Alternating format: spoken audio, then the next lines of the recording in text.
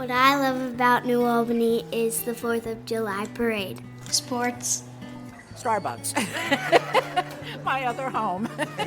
Very supportive to my business, and I think businesses in the area kind of all look out for each other. Everything. I did I think it was the second podcast I did was with the vet in New Albany. Yeah. Animals Are Special. Mm-hmm. Did the whole thing, never hit record. No way. So I had all the audio, which is fine, but I had no video. Oh, that sucks. Yeah, you live and you learn. That's right. So we're recording. Welcome to Brick House Blue. Oh, thanks for having me, man. It's a cool spot. Yeah, it's a really cool spot. Yeah, I didn't even know it existed. Well, good. Now you do. So we've got Dr. Oza, right? Am I pronouncing that correctly? He's joining us today from your Concierge MD. That's right. Yeah. So thanks for coming. Absolutely. Thanks for having me. I've got a ton of questions. Yeah. And I've talked to a bunch of people, and I'm like, give me some questions. And then they send me like 1,000 things. All right. Yeah.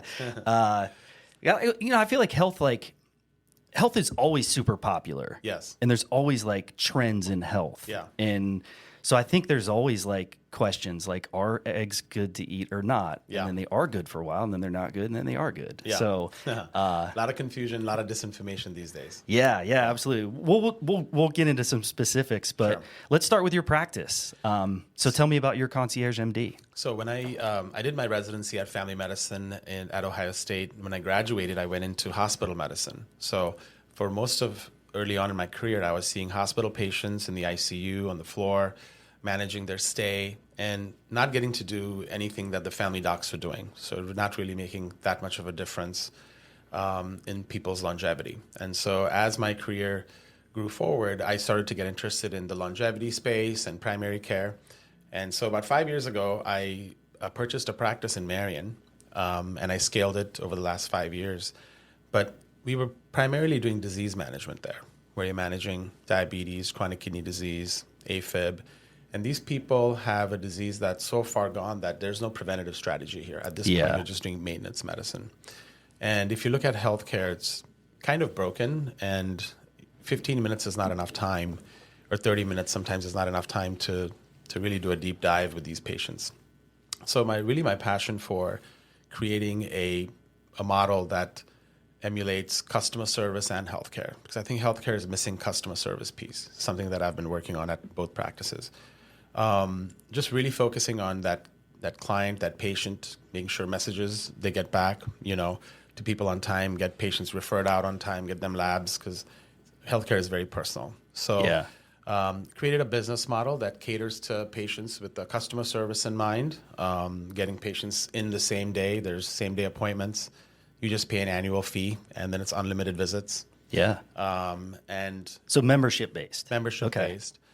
Price transparency. If you wanted an X-ray, there's, it's right there. It's $150. If you want an ultrasound, it's $300. So a lot of times in the traditional healthcare model, sometimes your physician will order a test, an MRI, and you'll find out 3 months later that it costs you $2,800. Yep. And you had no say in that. Yeah. You had no say in that decision making. And I think with the price transparency, you actually get some of that control back. Yeah. Oh, yes, I want this test. I'm just going to pay for it.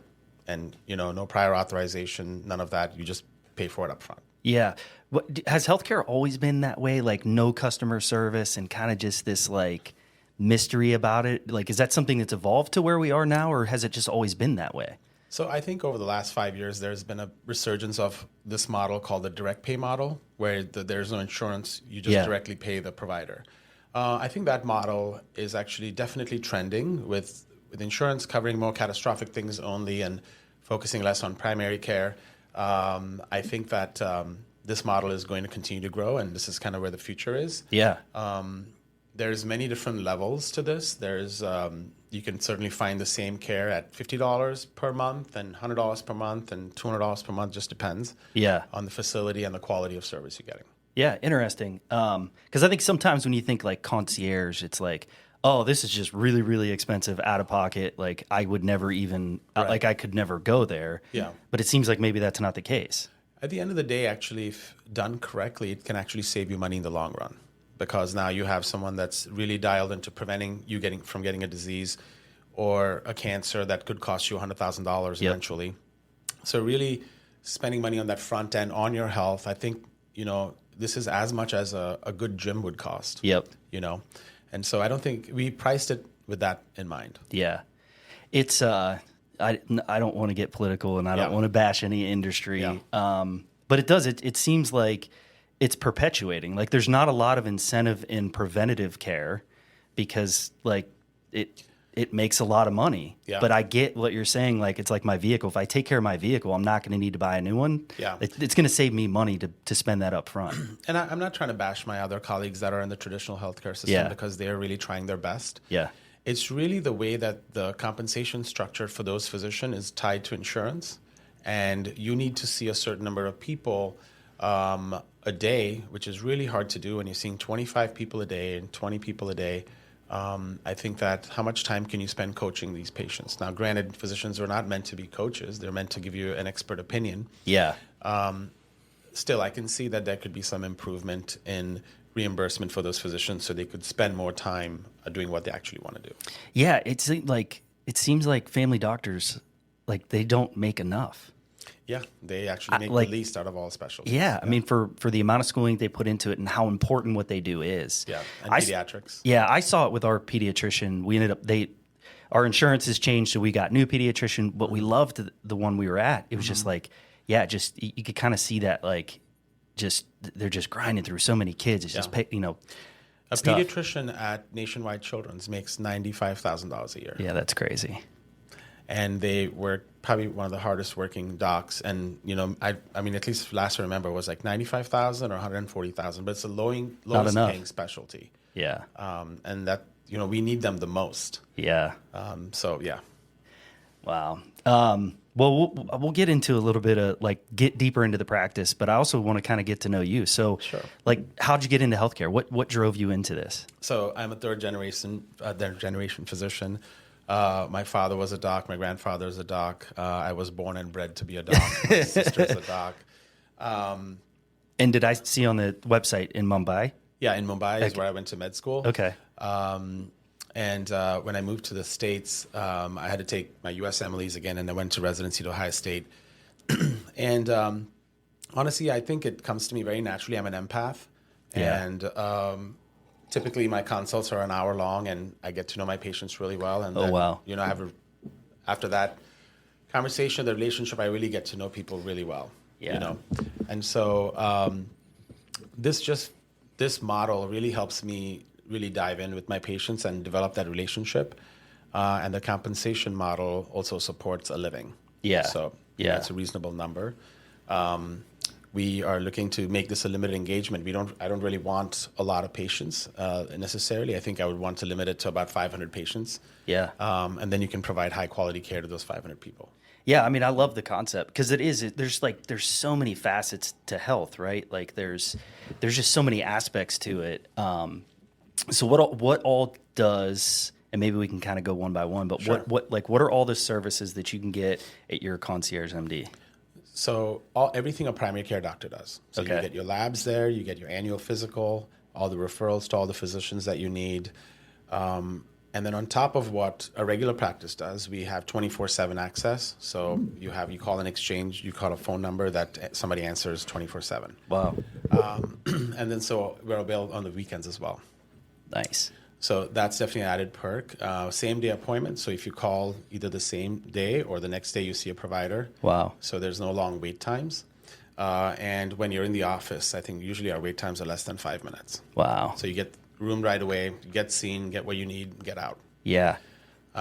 It's really right now, it's kind of geared towards executives who really don't have the time to make an appointment, to wait 2 weeks. They've got people waiting on them. Yeah. They need to get in and get out. And this model serves really well for those. And so for that reason, we do have a lot of executives that choose to join our membership. Yeah. Yeah. And then we were talking a little bit about you have a gym in the office now. Yeah, that's right. My goal always was to do performance over prescription. I don't really like medications or prescribing meds unless they absolutely need it. But I think a unique way to bond with my patients is to do a workout with them. So at 4:00, I'm working out with 2 of my patients. And It's like an hour. We have a trainer that comes in and, puts us through like a workout. And it's a way that we talk about peptides. We talk about supplements. We could talk about, what they can do to optimize their sleep. It's a part of your annual physical. It's like a workout with me. And that's something that we just started. It's unique. It's really cool. Yeah. There was a cardiologist in New Albany who started Walk with a Doc. Yeah. And that was really cool. Like he would just literally go walk with the doctor. Yeah. And just talk heart health. Like what's real. I'll never forget. I went and watched him talk, and he was like, 2 cups of coffee is better than 1. And I like ran with that. I was like, heck yeah. No, I love that idea of just bringing that consultation outside the exam room where there's, it seems so intimidating, and being in an environment where you're relaxed, you can ask, hey doc, I just, I forgot to ask you, but I just want to, what do you think about creatine? Or what do you think about this supplement? Should I be taking this? Should I be drinking athletic greens in the morning? Like just, the conversation varies, and I'm really enjoying developing that piece of the relationship with the patient. Yeah, it's interesting because, like, you know as well as anybody, like, it's intimidating. Like, I got referred to to get my skin checked for moles. Yeah. And they're like, any abnormal, like, have you noticed anything? I'm like, like, nope, nothing. I'm good, right? Yeah. Like, I wasn't going to say, like, this one I noticed. It kind of looks funny. I'm just like, good luck. You better find it because I'm not telling you about it. Exactly, right, yeah. No, that's interesting. So, and then I saw, so you've got peds. Yeah. Is it the same kind of style then? Like same day appointments? Is it like how many doctors are there? So it's just me and one nurse practitioner. Oh, wow. Okay. I'm trained in family medicine, so I'm comfortable seeing kids above the age of 5. Okay. We just don't do the younger kids. Yeah. We used to have a pediatrician on staff. Yeah. But now we see kids just 5 and over. I think that most people find it a convenience factor. Yeah. It's Sunday night. My kid needs this. Can I come see? Can he be seen first thing tomorrow morning? Yeah. Sometimes I've gone over to patients' homes with medications and provided at-home care. It's priceless. It's convenience. 100%. Yeah. Yeah. So we have an in-house pharmacy. So we have all the meds, antibiotics, creams, eye drops, whatever somebody might need on a weekend. Yeah. If CVS is closed, I just meet the family at the office, give them what they need.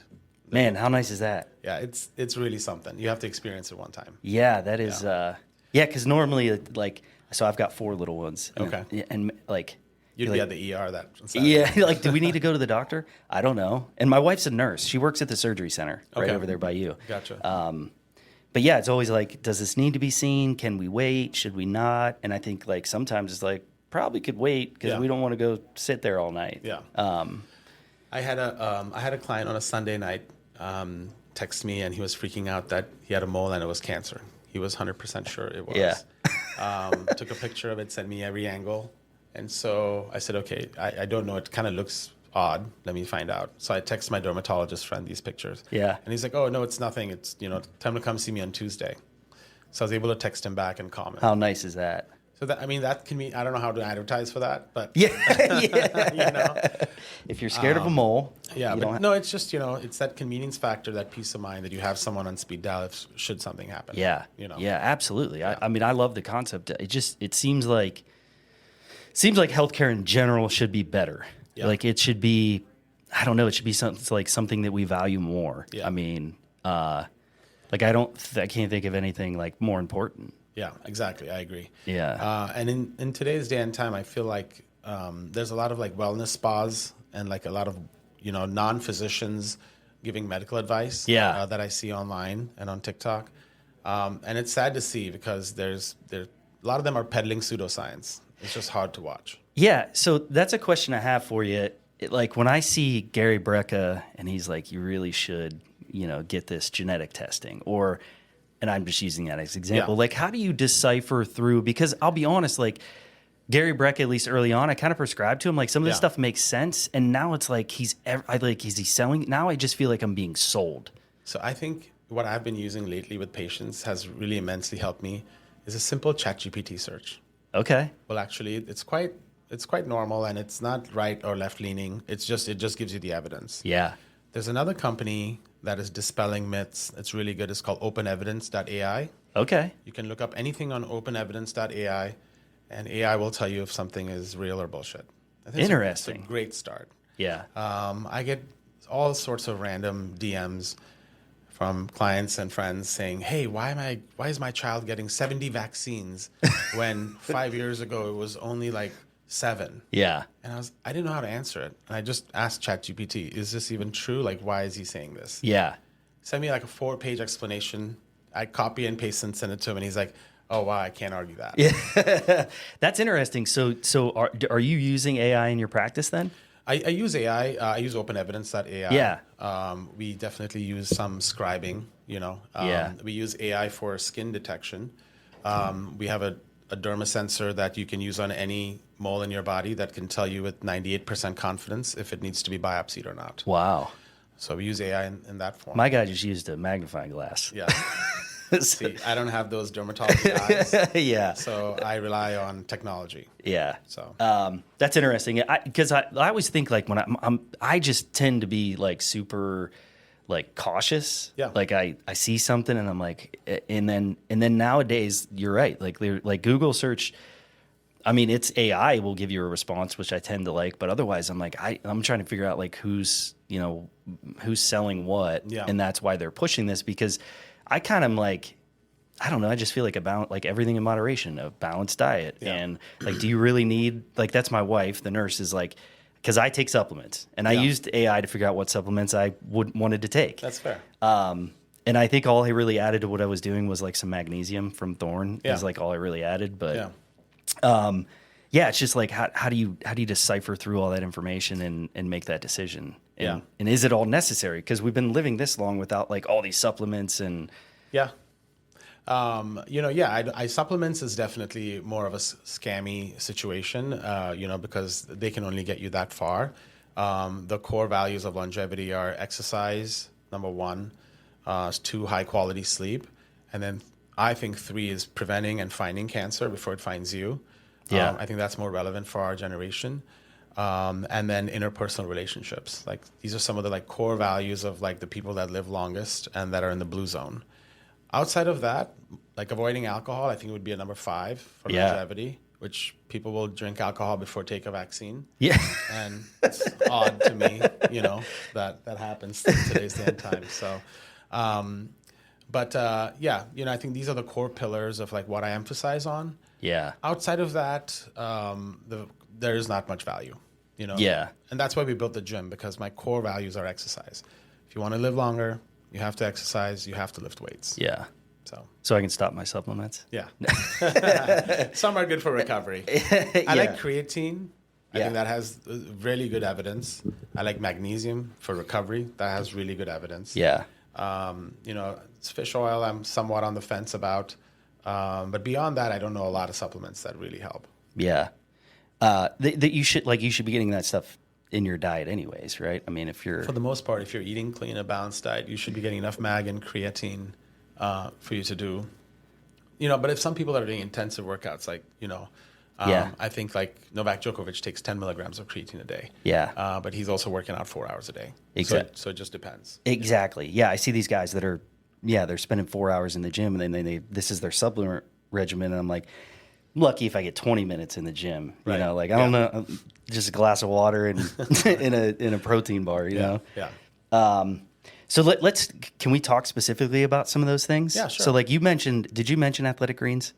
Yeah. Or like whatever brand of that? Like what's your take on that? Anytime anybody says proprietary blend, I'm out. Yeah. Perfect. I think proprietary blend is just a way of saying, hey, there's nothing actually really in here because I can't prove the evidence it works. Yeah. So I'm just going to say, hey, it's a secret blend. It's actually just fiber. So when people poop better, they love Athletic Greens. Yeah. So it's a very... They feel like something happened. Yeah. They're like, this is good. I pooped well. Like, wow. It's okay. So it's just fiber. Yeah. All right. That's good. And then you mentioned creatine. So if you don't mind, just like real quick, what does creatine do? How do we produce it? Do we produce it? How much do we produce? Like, what's it used for? Creatine is basically a precursor that something that your muscles use to generate energy. We have a certain amount that we get from a diet, but in today's diet, we can't get enough for these like intense workouts that we're doing every day or every other day. Yeah. So typically most people can take around 5 milligrams to see the benefit. There's evidence that it also actually helps your brain and your neurocognition, and people taking creatine tend to cognitively feel a little bit more sharper, helps with mental fatigue. So very good evidence behind this. And so that's why I tell my patients to take it, yeah. Any side effects to it? None have been actually. In the beginning, I don't know if you remember, but creatine was like 10 years ago, people would say, oh, it can cause renal failure and it can cause all of these things. But over the last 10 years, I think we've seen that evidence-wise, it's pretty safe to take. And so everybody, like I remember when I was in college, like working out a lot, and it was like creatine, got to take creatine, Yeah. but drink lots of water with it because you Yeah. get dehydrated. Well, drink lots of water anyway. There you go. You got to drink plenty of water. Yeah. So What else? What else can we cover? So we got the creatine out of the way. We got the athletic greens. What are some other like we can talk trendy? about weight loss drugs. Okay. That's Oh, yeah, definitely yeah. my wheelhouse. So do you guys do that in your office as well? We do prescribe it, yes. Okay. And actually, we do a lot of weight loss, actually. It's been very popular because the new drugs that have come out are really efficient Yeah. at weight loss. That really has helped us out a lot because, I mean, the drug does most of the work. Yeah. So tell me your take on it. And we're talking, I'm assuming like semaglutides. Yeah, Ozempic. semaglutide, Ozempic, retatrutide. There's 3 new in the pipeline that are going to be out pretty soon. Okay. These drugs have changed a lot of lives, including mine. I used it about 3 years ago. Oh, wow. And it changed my life because that drug was made for someone like me. I was addicted to food. I think as somebody that cooks and somebody that's just always around food and going to restaurants, I think it really helped me dial my diet in, and I was able to really focus on my nutrition, and it was a game changer for me. Yeah. And then I started doing it because I was able to do that in patients, and I was like, well, if I'm helping everyone else lose weight, I should also look the part. And so that's kind of when my journey started. That was about 4 years ago. Which is funny because my doctor, like, you should keep an eye on your weight. Yeah. And I'm thinking to myself, maybe. Yeah. It's all about body fat percentage. And Yeah. sometimes if you're at 20+%, like at my worst, I was about 24%, but it still wasn't healthy. Yeah. Yeah. 30% is where obesity is, it's considered obesity. But I think even someone I've had somebody at 24, 25% get down to about 12%. Wow. And be in the best shape of their life. Yep. And now they're at 12% body fat. They're so dialed in. They're just a different person now. Do you find like, I guess it seems easy to get started, and Yeah. like you're excited about it, you start to see some changes, Yeah. and like what's your advice, or what do you have to offer to like keep people going? Because I find myself, I do it. I'm like in the gym for 4 months out of the year, Yeah. and I'll like go strong every day. Yeah. I get over like delayed onset muscle soreness, and Yeah. I'm good to go. It's a routine, and then like something happens, and Yeah. then life gets in the way, and then sports gets in the way, and like. So just like any alcoholic or every food addict, I think that accountability is huge. Yeah. So just bringing in you every month, you get on the InBody, you look at what has happened to your body. Sometimes you think you've gained weight, you've actually gained muscle. Yeah. So we look at your InBody score, see how you've performed, and then see what worked, what failed, and kind of reinforcing some of the good habits. And sometimes the medication in the beginning really helps with the food noise, Yeah. and with volume control. And so we're quite successful in this model. So patients will come and say, wow, I can see why this is going to work. Yeah. And so just bring them in every month. Sometimes we have to titrate the dose up, Yeah. and just go with them through the journey. Usually, I think on average, most people can lose about 4 pounds of body fat a month. Okay. And so it's a slow and steady Yeah. loss versus like this rapid weight loss that people think it's going to give you. That's actually not true. And at some point, it does plateau. At some point, there's a max effect that you can get, which is up to 20% of your body weight. Beyond that, you're not going to get it off the drug. You may have to change your life and really indulge in what you're trying to do. Yeah. So guiding patients through their whole weight loss journey, sometimes it takes a year, it takes a year and a half, really transformations. And I think my model provides for the ability to do that. Yeah. So these drugs weren't initially designed for weight loss. That's correct. Okay. Yes. So Well, I want to say the first generation drug like Victoza, Byetta, we did notice that that drug also did contribute to weight loss, but it was 6% of your body weight. Okay. And it was a once daily shot. And over the last 25 years, there's been about 5 or 6 generations of this drug. Yeah. After Byetta and Victoza, there was Bydureon, there was Trulicity, there was Ozempic, and then finally came Mounjaro, and now it's going to be retatrutide and cagrilintide. Yeah. But these peptides have evolved. They're getting better. They're more sophisticated. And so Because now they are designed strictly for weight loss. Is that correct or no? no, Ozempic was, I think 10 years ago, they discovered that Ozempic, you'll get up to 12% of your body weight. Okay. Diabetics were losing weight on Ozempic, eating less. And so they're like, so then they did a study called the SELECT trial, which was where they took 17,000 non-diabetics and they Okay. put them on Ozempic. And when they studied them over 7 years, they noticed that there was a reduction in all-cause mortality.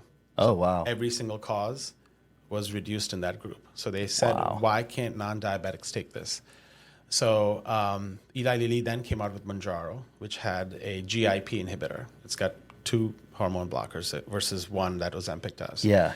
And so the second one they think is the magic in the drug, where it reduces, on a mental level, it reduces food noise, and there's some permanence to it. They think if you take it for 2 years, you could permanently alter your relationship with Oh, food. wow.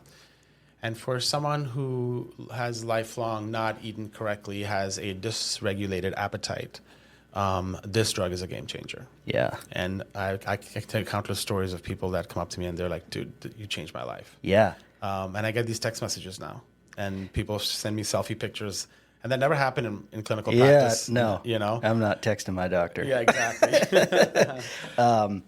That's really interesting because it does kind of have a negative stigma to it, right? Yes, like it I feel does. like, and I'm very I'm not sure, like this could be good because I've never like struggled with weight loss, or weight gain, so I can't really relate to somebody who does. Yeah. But then I'm like, if you can kickstart that journey, if you can like help them get going, because I know what it's like just in my athletic career, like my workout, like once I start to see some results, like then it's then it's go time. I think if you don't have a dysregulated appetite, or you don't recognize your dysregulated eating, it's really hard to understand what's being described. Yeah. You have to experience food noise to know what food noise is. So what is food noise? Food noise is at breakfast, I'm thinking about what I'm getting for lunch. Yeah. You know, I'm obsessed with what I'm eating for dinner. Yeah. I'm planning dinner. I'm thinking about it. I need a snack. I'm hungry. You look at the pantry. You want something sweet. Then you want something spicy. Constantly thinking about food. It sometimes is a stress response for some people. Yeah. People like me that had desk jobs, like sometimes you ate and you worked at the same time, and it was like a coping mechanism. When you take Mounjaro, it's the first time you experience absolutely a calm, quiet, no noise. Wow. And that's the day you realize that, wow, this is going to work. And a lot of people that experience this calming of the food noise will be the loudest proponents of this drug because they've experienced something that they've not experienced in an entire lifetime. Yeah. So they call me 48 hours later. They're like, oh my God, I just understood what you were talking about. Yeah, I can't, I don't know. I mean, I like to eat. I don't know if I have food noise. But yeah, I mean, I'm all for like, it's a massive segment of the population. Yeah. And I don't know, like I always try and think like ancestrally, like you always hear like we like sweets because they weren't readily available and our bodies are just kind of made to like store those, or we went periods of time without eating and then when we do eat, we'd eat a lot and then we would fast. Like what are your kind of thoughts on that? So I think as a society over the last 20, 30 years, we've all developed what we're describing as leptin resistance. And what that is that when you eat normally and your stomach secretes ghrelin and leptin, that's your cue for your brain to stop eating. Yeah. But over time, because of processed foods, or because these high sugar foods that satisfy your brain and give you this like huge, dopamine hit. Yeah. That brain now stopped responding to leptin and ghrelin. Every time you secrete it, it's like, you can eat some more. You can go back for seconds. Yeah. Or you need more food. So this medication targets that part of your brain where it locks it. It makes you sensitive to your own ghrelin and leptin. So immediately your own body tells you to stop eating and you stop eating. Wow. And that's really kind of how the medication works. And I've always I've always heard like the faster you eat, like it takes your body some time to realize it's full. Is that what this is? That's correct, yeah. Okay. But in this, it triggers you right away. Like instead of, most people will eat about 30 to 40% of what they put on their plate and have the same sense of satisfaction if they finish the whole plate. And that's when they know that they're going to succeed because they don't end up finishing their plate or going for seconds. They're like, oh, I'm going to lose weight. I think I could beat the drug. I'm still going to need to finish my right? plate. No, no, I'm kidding. Yeah. I was at a wedding this weekend, and really nice wedding, Cleveland Art Museum, really, really nice. Beautiful. And the food was amazing, but it was like normal portions. And I could kind of see people looking around like, can I go back up? Yeah. Because some more. It looked like normal, but then I had the same thought. I was like, this isn't very much, but then I finished it and I was okay. Like, it wasn't like, I just kind of took my time because I didn't want to be the only person at the table, like scraping my plate clean. Exactly. That's really interesting. What else? I'm trying to think of some other fads or things that are there. We touched on I think there's a big movement about not drinking anymore. Yeah. You know, I think there's a lot of people, I mean, at least the next generation is very much diving into non-alcoholic events, workout events. You know. I hope that New Albany has its own version of, coffee and chill. A lot of large cities are doing this Saturday morning, coffee and chill, where you go work out, meet a bunch of like-minded people, or run club, or what have you. And I see a lot of executives struggling with their life, their social life, having a happy hour on Tuesday, Wednesday, Thursday, Friday, and now it's the weekend, and all of a sudden you've had way more drinks than you intended to, but you can't seem to navigate social life and not drinking. Yeah. It's really difficult. So I think you do. I think there is I think the younger generations, it's not as big a part of what they do. No. Whereas like I grew up in a small town and like that's just what everybody did. Yeah. It was like that was the norm. And then getting out of that small town and like being like it's not what everybody does. Yeah. Like there is a world out there. So I think you're right. It seems like there is a trend. Yeah. And it's like not our generation, but maybe the generation after us. You know, I think they're definitely dialed in, and those are some of our patients. Also, we really get some young patients that come in, and they really want the help with the exercise piece or injury piece. You know, high performing athletes definitely like to come to our practice. Yeah. I could have used you when I was running track in college. Is that right? Sure. No, it's funny. I ate super clean. It was like some of the healthiest years of my life was in college. Is that right? Which I know like people are like the freshmen, whatever. Or, right. Yeah, I just didn't. I was so focused on track and like the cafeteria. There was always like really good options. I was just super lean and I was just running all the time. Yeah. Didn't go to parties, not much of that, like just super healthy. Nice. Yeah, I look a little different than I did then. Nice. But I try and run now. Okay. Like what do you like for somebody I'll just give you my excuse, which I'm sure a lot of people have, is like I'm too busy. Yeah. I'm too tired to get up in the morning. I'm too busy. Like what is your if you're just shooting if I was your patient, you're shooting me straight. Like what would your So I think there's very few organs in your body that you can manipulate, and muscle is like one of them. Sometimes when you do things like exercises like running or just rowing or just one type of exercise, sometimes you're missing out on a lot of muscles that you could be hitting as well. You know, so I definitely believe in an all-body workout. It cannot replace any form of long form that you're doing. Yeah. Long form running, I think, can be disadvantageous in the long run because you really want to preserve a lot of muscle, and sometimes when you do long running you can actually not preserve as much muscle, and as we get older, above the age of 40, you lose about 1% a year, and so it's the race to the wheelchair, right? It's like how much can you kick that ball down the road? Do you want to be 80s or 90s? So you want to stay strong, you want a lot of muscle, and you want a combination of different workouts.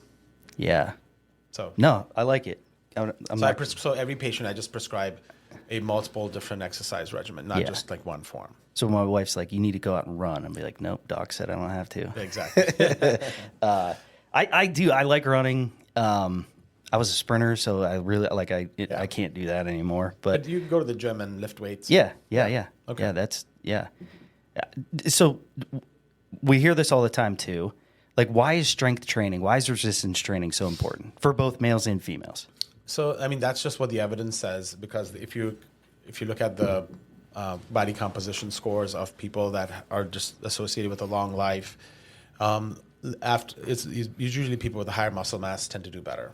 Also with higher bone density, they tend to have less fractures, less injuries, longer time till they get into a wheelchair, and much later in life, they are less independent. Yeah. So all of these factors, also they talk a little bit about the mind, and say when you play some racket sports, or when you play things that keep your brain active with relations to coordination, that can also lead to a longevity for your brain. Yeah. So definitely racket sports has been shown to have the most longevity. I think it's because of keeping the cerebellum, the hand-eye coordination part of the brain, is very activated in that sport. Yeah, that's interesting. Yeah. So pickleball is a good thing. Pickleball is a good thing, yeah. Nice. Yeah. Not just for the body, but for the mind. The only problem with pickleball is that sometimes people will overdo it and not realize that moving a certain way can cause. You see a lot of pickleball injuries? I know my orthopedic surgeons are really happy. I bet. Yeah, I bet. Yeah, you're keeping. Some of them are going to retire, and they're like, you know what? No, pickleball's back. Pickleball's back. Yeah, that's great. It's keeping them in business. So yeah, well, good. I think it's good. Yeah. So on the mental thing, like, let's talk a little bit about mental health, and just kind of like what's your take on current events in mental health, and like where maybe the trajectory of like mental health care is going. Yeah, I think, actually now, if you look at residency spots, psychiatry is the new dermatology. Really? There's fewer psychiatrists than there ever was ever before. Wow. Some of the gap is being filled by nurse practitioners that have done psychiatry rotations. But true child psychiatry and psychiatrists are few and far, and that demand is just going up. Yeah. I see that in 10 years, there's going to be a huge shortage. So some of us family physicians that have an interest in psychiatry, we try to pinch it and try to be the gap between seeing the psychiatrist, and maybe we can, help fill the gaps in the care. Yeah. But I definitely see a long wait time, even in the future, for a psychiatrist. Yeah. Psychologists, I think there should be much more. There should be more people out there helping. I think social workers are also now helping fill in the mental health care gap. Yeah. But it's going to be an interesting next few years in the psychiatry world. Yeah, because do you feel like post COVID, is there more awareness around it, or do you think there's still some lingering like maybe results of it, or just like it just seems like the world changed really fast? Yeah, I think a lot of telehealth practices, a lot of psychiatry went mostly to telehealth now. Yeah. It's rarely you'll find a psychiatrist that'll want to see you in person. You can mostly see them online. Wow. That was definitely transformational for psychiatry. Yeah. I would say. But yeah, I think that you can now, even there's a direct cash pay model for psychiatrists where you can pay, I think it's $800 to see a psychiatrist online. Wow. For your initial consultation. It's expensive. Yeah. Yeah. It's interesting. I just feel like, again, back to like just how we're evolving as humans. I feel like I say this all the time. Like, I was in Cleveland and we're up and down the 32nd floor to 18th floor. And I'm looking at my wife, I'm like, our bodies, I just don't feel like we're supposed to be doing this right now. Because I'm like getting vertigo. Like, yeah. She kept forgetting I had to keep running up and down from our room to my brother's room because she kept forgetting stuff. And I'm like, I don't know if I'm going left, right, up, down. Like, sometimes I feel like technology, at least for me, and I don't know, maybe like it just seems like it's going so fast that like we're just not built for it. You know, like, I don't know. Like, I love this. Mm-hmm. Like, this is so fun and like seems real, and like, I don't know what it is about like long form conversation or like sitting down with people is so much more rewarding to me than like doom scrolling, which I do plenty of. Just ask my kids, like, Dad, get off the phone. Yeah, same thing. Yeah. But it's like, I don't know. It's like, or can we catch up? Or am I just did I just ramble and make all that up? No, I think we're addicted to getting information. It's so easily accessible. Yeah. You could be watching a video about a whale, and then you're watching a video about like a dog. Yeah. And then you're watching a health video, and then you get triggered by some other random stuff. Yeah. It's definitely overstimulation, and we're addicted to it. Yeah. It's just like playing a slot machine. Right? Exactly. Yeah. I think you have to be. I think now you have to be mindful about how much time you're spending on your phone. Yeah. Really take it. Try to spend less time. I try every day, but I'm struggling with it. Yeah. Well, and sometimes, like, again, I'm really good at excuses. I'm like, I have to for work. I have to for work. But it's like, you don't have to spend that much time. And I don't know. I like the idea of like getting a flip phone and then just having all your apps on your laptop. Yeah. So that it's like, there's that like separation. Because I've tried hiding my Instagram on my phone. Yeah. It takes like 2 hours. Like, it doesn't matter where I hide it. I just get like, I know exactly how to get to it. I might need to do the same thing. Yeah. Well, I know you don't have all day. Yeah. So who needs your service? And if they're looking for it, like, just kind of how do they find you, and who is your ideal patient? I think an ideal patient of mine is someone that doesn't have the time to wait in a medical office for 30 minutes and needs to get on with it. Is like my ideal client. Yeah. Like, hey, I have 20 employees that are waiting on me. I need to go. I need to get my appointment in. I need to get out. I also people that just value their time. I think that's definitely somebody that would be interested in our practice. Yeah. And certainly somebody who's having trouble navigating the healthcare system and is not getting what they need. I think that may be our client. Yeah. Yeah. That your client is the guy who's like checking his mole out Sunday night, convinced. Google has convinced him he has cancer, and he needs to like. No, not necessarily. I'm kidding. I'm kidding. Yeah. Well, anything else? No, I don't know. One last thing. Yeah. Do you live in New Albany? Yeah, I do. Yeah. Okay, I thought so. Yeah, I live right by the country club on Yantis. Okay, nice. Yeah, we've been there for about 5 years, and I think we'll ever leave. Hopefully. Yeah, it's an awesome community. Awesome community. We love the club. I think we spend a lot of our time. Our kids play tennis. I play tennis there. Yeah. So, yeah. Is there anything specific that you see in like the community of New Albany regarding health? Like if you could reach everybody in New Albany to help them out with one thing, what would it be? I think most people in New Albany are very healthy. They see their doctor. They take their meds. This is not a community that's generally healthy. Yeah. And I think that most people are looking for ways to augment their health or to, whatever they can do to get healthier. Yeah. And I think that that's what my practice is focused on, is just really getting healthy people healthier, really guiding them to what should they take, how much should they exercise, looking at their quality of their sleep, looking at the quality of their, how their heart's functioning, how their lungs functioning through VO2 max testing. So that is something that we aim to do. Yeah, that's awesome. We could go on and on. I know. I could talk about this all day. Well, we'll have to do it again sometime. Sure. I'm sure I'm going to get people that are like, I told you to ask about this and you didn't, Yeah. But maybe we'll do a part 2. Yeah, we should 100%. Because I know I'm going to listen back to this and be like, I cannot believe I didn't ask this. Yeah. Or something's going to come up on my Instagram and I'll be like, dang it. But we can message you, right? Yeah, for sure. Yeah, send me a message. I would ask you to come tour the facility. Come check it out. We've built it out over the last couple of years. We're still building pieces and parts out of it. Yeah. I'm excited. I mean, a doctor's office with a gym. Yeah, that's basically where we are. Yeah. It doesn't get any better than that. Exactly. Well, doctor, I appreciate it. And Absolutely. let's consider part 2. Yeah. All right. Thanks. All right, Thanks take for care. having me. Yep. Be sure to follow us on social media for news, updates, everything that's happening in New Albany. You can visit whitefencelivingpodcast.com. Look forward to seeing you on the next episode of White Fence Living. What I love about New Albany is the holiday tree lighting. I love the Heights Center. The walkability and convenience. My favorite part of New Albany is you.